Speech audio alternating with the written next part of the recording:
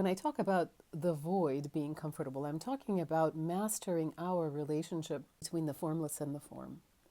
And remembering that our nature, our true nature, is the formless, meaning when our own awareness is rooted in that undefined space, which I call oneness, field of all possibilities, everything, right? It does not need a something like a thought, a belief to define itself. Thus, it's the awareness when it's in its natural state of that connection is very comfortable. And we want to get to a place where our awareness is able to reside in that place, experiencing or producing thought in order to navigate a certain portion of experience, in order to describe the self or describe the world for the purposes of navigating the moment, the present moment, is comfortable without the thought. And this is why I am saying that we can remove a belief about the self. Who would I be without this thought?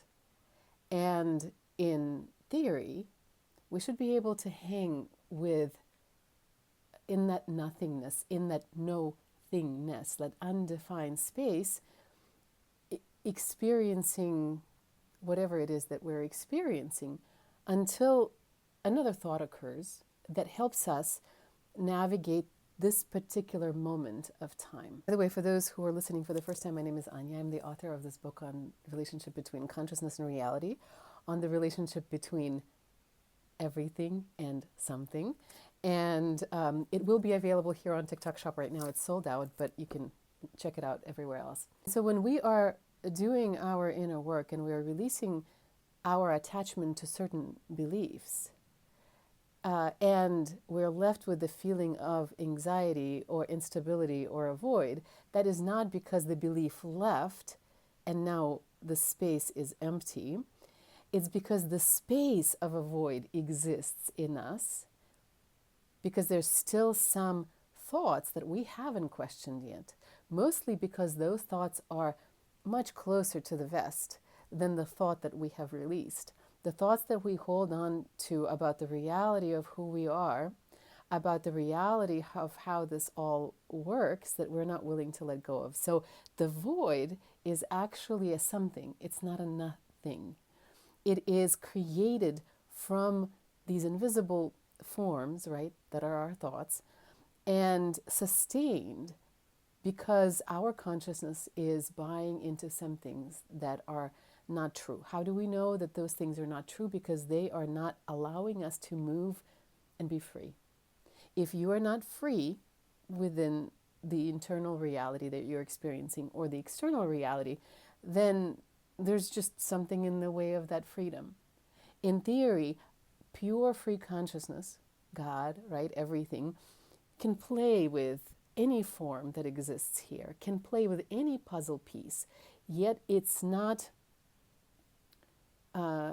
dependent on any of the puzzle pieces. It's always what it is. It's not defined by anything that is happening, like the artist that painted a bad painting is not necessarily a bad artist. They're just, it's just a bad day. Scrape the canvas, begin to paint all over again.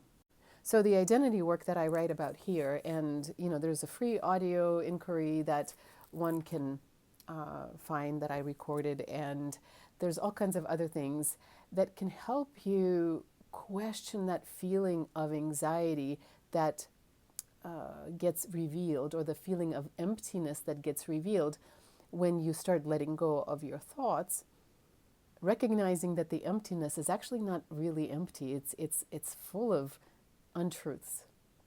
And when you let go of everything, instead of trying to fill that emptiness now with something else that's going to give it stability, when you let go of everything, you experience the comfort that I'm talking about, the comfort of not really